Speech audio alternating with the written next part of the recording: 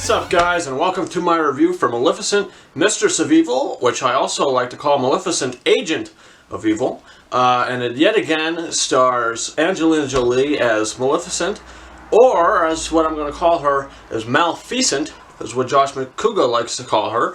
And I think that's what I'm going to call her in this film, in the 2014 iteration. She's now Maleficent, and Elle Fanning returns as Aroga, or Aurora, however you want to call her, but I think I'm going to call her Aroga.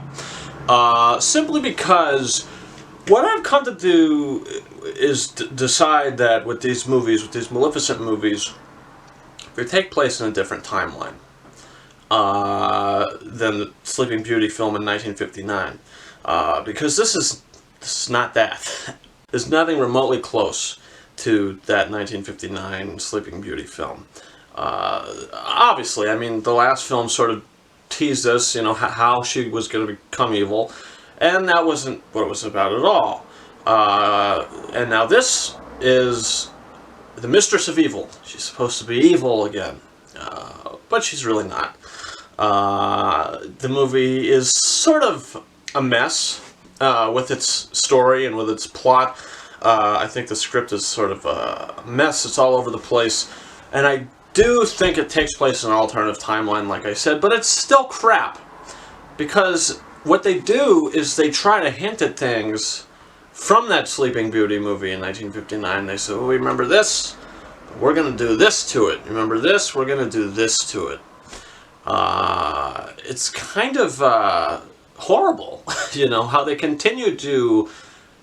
They might think that they're serving it well and they're doing it justice, but all they're doing is just crapping all over it, and they're continuing to do that with that film and this film.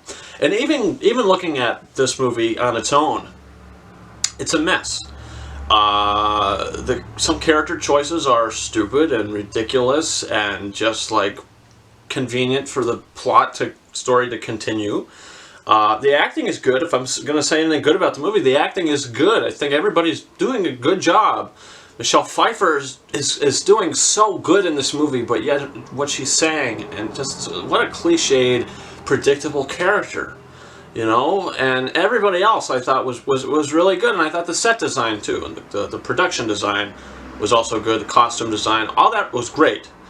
But where the film falters is the script, even the direction. It's directed by Joachim Roning, who also directed Pirates of the Caribbean and Dead Men Tell No Tales, co-directed that movie, which I did really enjoy. I think he's a good director, and how he directs certain scenes I did like, but the script is where the movie falters.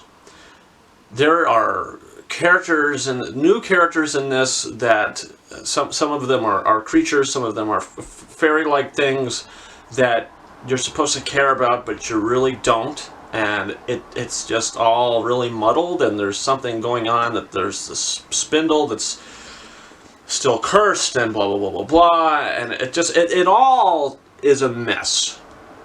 And I don't see how anybody could leave saying, that was a good movie, you know, because when we do see that these new sort of dark fae, these new maleficent beings, or whatever you want to call them, it's what they're called, the dark fae, it's really sort of underwhelming what happens. It's kind of predictable, you know, what happens, and it's not compelling, and it's very dumb, and it takes the mystery away of Maleficent and who she is and where she comes from. It totally takes the mystery away, and it's a shame, you know.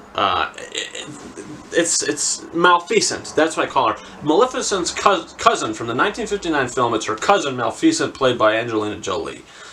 That's what's happening here, and it's an alternate timeline. I don't like it. I don't like these movies. I don't like them. They're not for me. I could care less for them. So, you know, with the good acting, costume design, production design, and the music, which is not by James Newton Howard, it's done by Jeff Zanelli, who also composed Dead Men Tell No Tales. So, I guess the director wanted to bring him back to do the music. The music is fine, you know. You do hear some of those James Newton Howard score themes back occasionally, which I did like. I think the music in the first one was good, one of the best parts about it. and the music here is okay. But I'll give it 2 out of 5 stars. I just did not like it, and I just hope they don't do a third one. I mean, come on now. I hope this movie doesn't make as much money as the first one did, because it doesn't deserve to. It doesn't deserve to. Because they're going to make another one if it makes money. And I hope to God that doesn't happen. So, fingers crossed on that. But guys, comment your thoughts on it in the comments. Did you see this and do you disagree with me? Do you like these movies? Do you like this movie? What are your thoughts? Also, don't forget to hit that subscribe button for a whole bunch of reviews coming in the future. What's coming out next week? Jojo Rabbit, I'll be seeing soon. Also, Black and Blue and Countdown, all these other sort of smaller type films that are coming out. So that's something to look forward to. A bunch of Blu-ray updates, unboxings coming up. Next will be for The Lion King.